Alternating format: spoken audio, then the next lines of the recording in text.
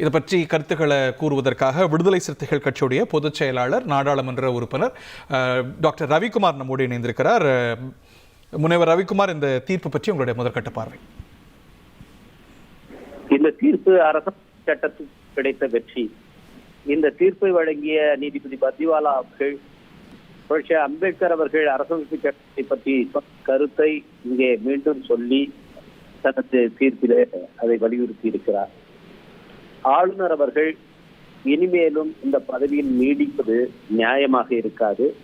அவரே முன்வந்து தன்னுடைய பதவியில் இருந்து விலகிக் கொள்வதுதான் அவருக்கு அழகாக இருக்கும். இல்லை என்றால் உடனடியாக குடியரசுத் தலைவர் தனது அதிகாரத்தை பயன்படுத்தி ஆளுநரை பதவியில் இருந்து நீக்க வேண்டும்.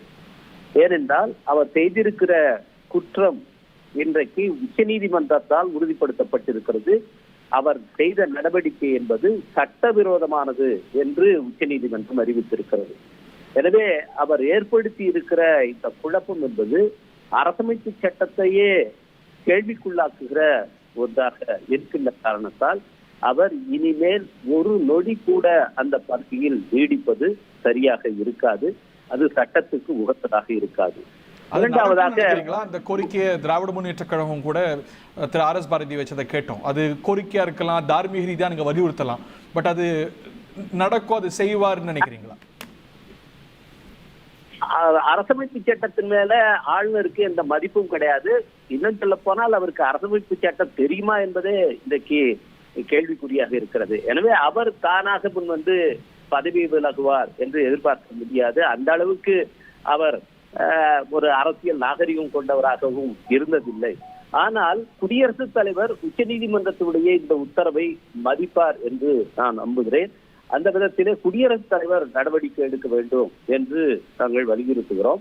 இதிலே மாநில உரிமைகளை பொறுத்த அளவில் இந்திய அளவில் அதை வலியுறுத்தி அதன் வெற்றிகளை ஈட்டிய பெருமை என்றென்றும் தமிழ்நாட்டுக்கு உரியது. அதுபோல இந்த வழக்கில் இன்றைக்கு கிடைத்திருக்கிற தீர்ப்பு தமிழ்நாட்டுடைய மாநில உரிமைகளுக்கான போராட்டத்தில் ஒரு மைல்கல் என்றே நான் சொல்லுவேன். எப்படி பேரறிஞர் அண்ணா அவர்கள் ஆட்டுக்கு தாடியும் நாட்டுக்கு ஆளுநரும் தேவையற்றது என்று இன்றைக்கு வேடிக்கையாக சொன்னாரோ அது இன்றைக்கு உண்மையாக்கி இருக்கிறது. தொடர்ந்து மத்திய மாநில உறவுகளை பற்றி ஆராய்வதற்காக அமைக்கப்பட்ட ஆணையங்கள் சர்க்காரிய ஆணையமாக இருக்கலாம், பூஞ்சி ஆணையமாக இருக்கலாம். இந்த ஆணையங்கள் எல்லாமே ஆளுநருடைய அதிகார வரம்புகளை பற்றி பலவற்றை சொல்லி இருக்கிறார்கள்.